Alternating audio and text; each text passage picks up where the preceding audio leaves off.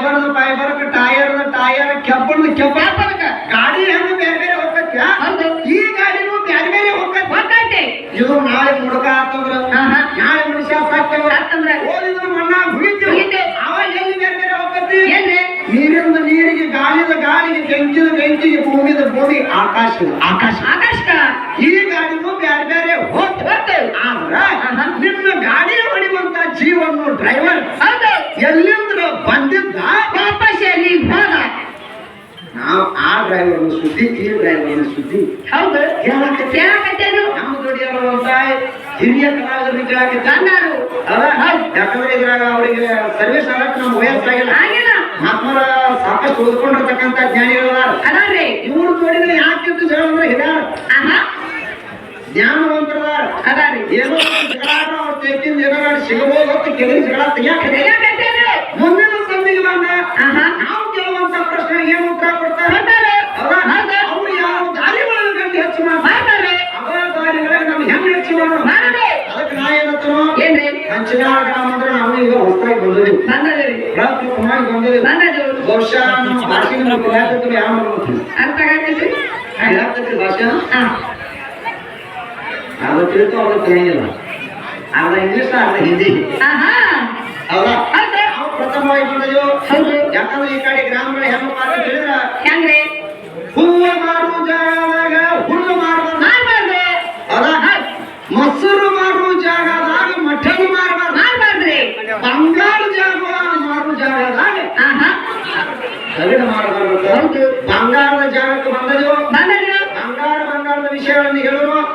ಒಳ್ಳೆಯದನ್ನು ತಿಂದು ಒಳ್ಳೆಯದನ್ನು ಬಳಸುವ ಅಂತ ನಾ ಹೇಳ್ತೇನೆ ಕಮಿಟಿ ಹಿರಿಯಾರ ನಮಗ ಇಲ್ಲಿಂದ ಒಳ್ಳೆಯದನ್ನು ಹಾಕ್ಯಾರ ಒಳ್ಳೆಯದ ತಿಂದು ಒಳ್ಳೆಯದ ಬಳಸುವ ಅಂತ ಹೇಳ್ತೇನೆ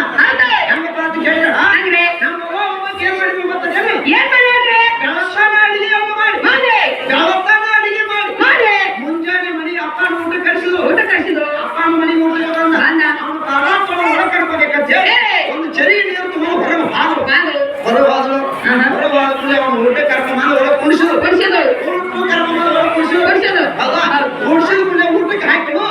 ಊಟಕ್ಕೆ ಹಾಕಿದ್ರು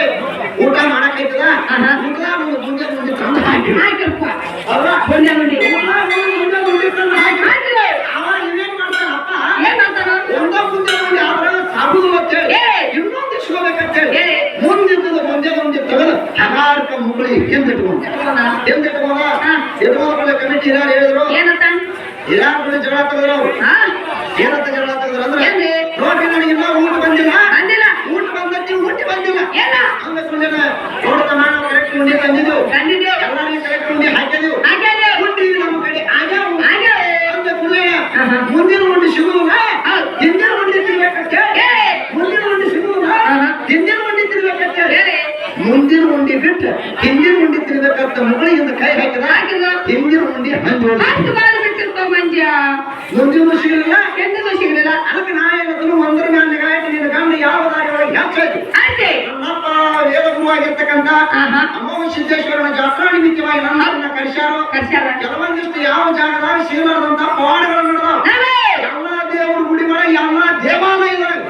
ನಾವು ನೀವು ತೆಂಗಿನಕಾಯಿ ಹೊಡಿಬೇಕಾದ್ರೆ ದೇವರ ಗುಡಿ ಮುಂದೆ ಹೋಗಿ ಹೊಡಿತೀವಿ ಇಲ್ಲಿ ಏನಾಗೈತಿ ಅಮಾವಾಸ್ಯದ ನಮ್ಮ ಪಾಲಕ್ಕೆ ಮುಂದೆ ಹೋಗೋದ್ರೊಳಗಾಗಿ ಗುಡಿ